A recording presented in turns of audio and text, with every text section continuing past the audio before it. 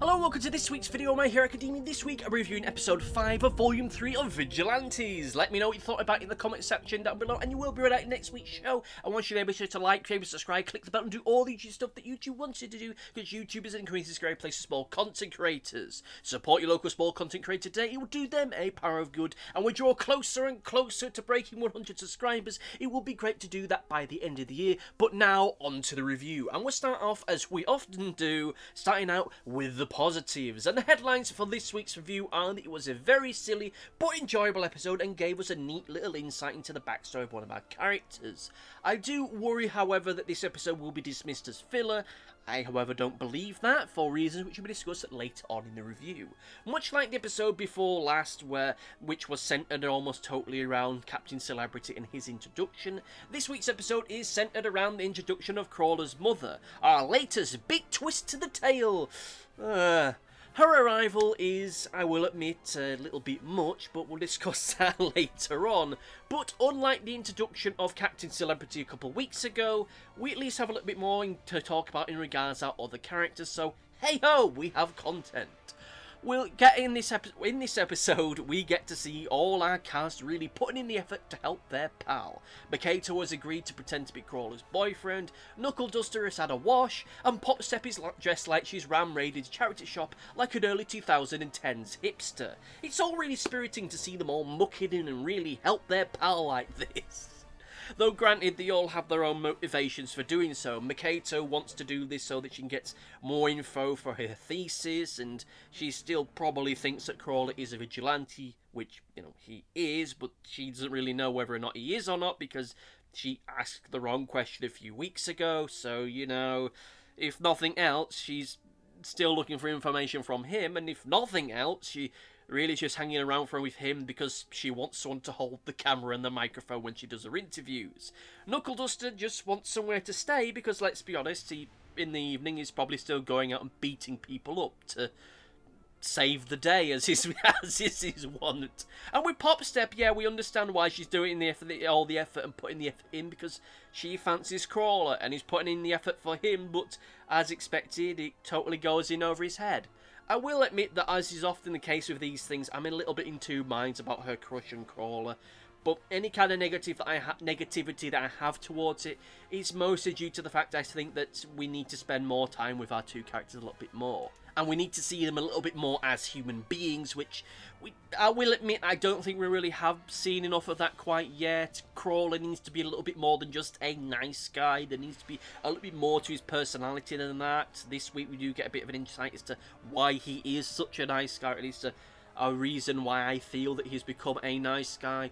And with Popstep, she needs to be a little bit more than just a sassy character to make her a lot more interesting. Because I think the character of Popstep has a lot of potential. She's someone who, in her everyday state, is rather quiet, reserved, and introverted, yet her superhero persona is incredibly extroverted and gregarious and out there. And the contrast between those two personas, I think, is really neat, and something that I think they could really build upon within this series, but thus far they haven't done that. Though, to be fair, if we were to look at this as though it was a TV series, this is like episode 5 of series 2, so we're still incredibly early into this, and we'll probably get the big reveals as to why people are the way that they are later on.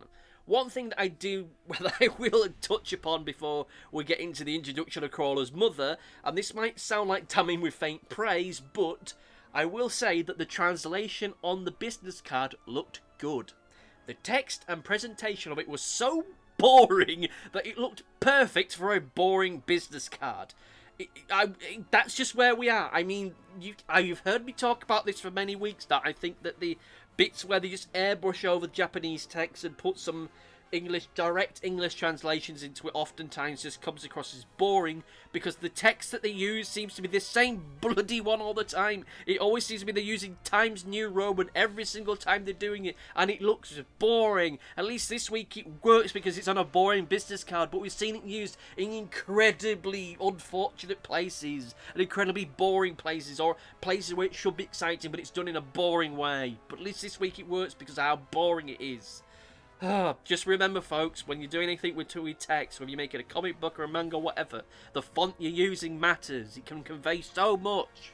Shouldn't just be something that's thrown out at the last minute because you need it for the sake of convenience, for goodness sake.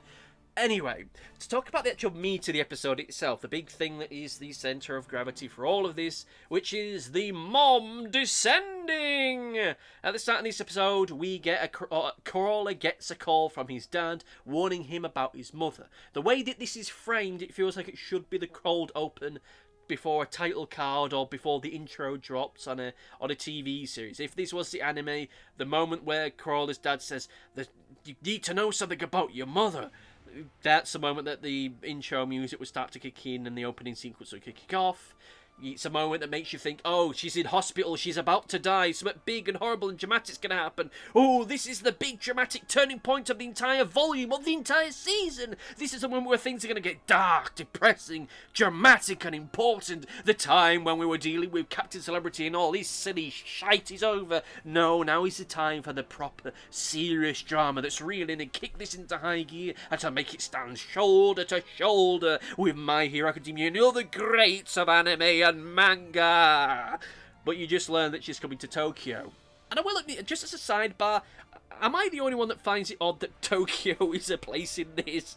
I mean, I know that I shouldn't because it's set in Japan, but pretty much every single location in the main series, that being My Hero Academia itself, is named after whether that's a whether that's a town, a city, or an island, with the exception of that island that's in the movie that's just off the coast of Portugal. Pretty much every single town and city and some of the islands are named after planets in Star Wars. Mustafar and Canto Blight, I think, is mentioned, and Naboo and all that kind of stuff. In this, that should make a direct reference to Tokyo. This all takes place in Tokyo, which feels just really weird to me. It's kind of a hard thing to overcome, but whatever. It all takes place in Tokyo, and Crawler's mother is coming to Tokyo. And when she arrives, we learn that Crawler's mother is an overbearing old battleaxe. She is strict, she is judgmental, she really doesn't have time for Crawler's hero abilities, and she is totally unaware of Crawler's current life as a vigilante. And we all know where this is going, don't we? Hey, as I've said in the past, I'm perfectly fine with cliches if they're done well. You know, doing something more innovative and new and refreshing would be ideal, but you know, if you really can't, then you might as well lean into a cliche rather than dedicating yourself to something that might come across as convoluted or a bit too, well, I'll just say ambitious and just leave it at that. You know, lean into the cliche, which is what they're doing here. We can pretty much see where exactly all of this is going over the next few weeks or so, which is fair. Let's just hope they can stick the landing with it. That's all I'll say with it. I will say that Crawler's mother makes a fine contrast to Crawler and his history as Mr. Nice Guy, because, frankly, she is anything but nice. And this itself, this pairing between the two of them, acts as a great contrast between the relationship between Ezeku Midoriya and Inko Midoriya in the main series. Inko Midoriya was incredibly supportive of her son Izuku in the main series, and as such he grows up to be an incredibly supportive person, incredibly supportive of other people. Crawler's mother browbeats him and beats Crawler into submission, quite literally, as we see in this episode, and this makes him someone who is far more submissive, a little bit less assertive than he should be, and far more willing to put aside his own wants and needs for the sake of others. He bends over backwards for her sake, and he does so for others, as we've seen in this series. A few weeks ago, we saw him throwing away his chance to become a pro-hero in favour of saving a youth that he saw drowning in a river. That youth, of course, turned out to be Popstep, because of course it did, but you get the idea. He's a character who has had to put aside his own wants and needs to get the approval of his mother, so now he's putting aside his own wants and needs for approval of just about everyone else in society itself. Crawler as an individual needs to learn to stand up for himself, which is something that we might well see over the course of this little mini-arc. Maybe this is the big bit at the end of the episode where he says, "No, mother, I'm not doing that," and she goes, "Oh, you little ruffian," and then he goes off and does something and saves the day. You get the idea of where all this is going. We can see a mile off. And I will say is that, as I mentioned towards the start of the episode, I know that some people are going to see this episode and this mini-arc that we're getting into as being filler. But I disagree with that assessment, because this episode alone gives us a great insight into the true origins of our lead character. in the short time that we see him with his mother, and we see how his mother acts and reacts to him over petty everyday stuff, we get a clear insight as to how he could grow into the man that he is today, for better or for worse. As I've explained previously, we see how he treats her, and we see what he does to please her, and then we see how society treats him, and what he then does to try and please society. We're getting a clear insight into the history of our character. This is being shown to us without telling us. It's clear as day as to why he is the way that he is, because of the way in which his mother treats him. And that is great, and it's something that's done over the course of only a handful of panels. I'm sure that it will be elaborated upon over the next few episodes or so. There's a part of me that's worried that we're going to get a conversation or a little scene where it almost explicitly says, this is why the way that he is, between two characters talking about why he needs to stand up to his mother.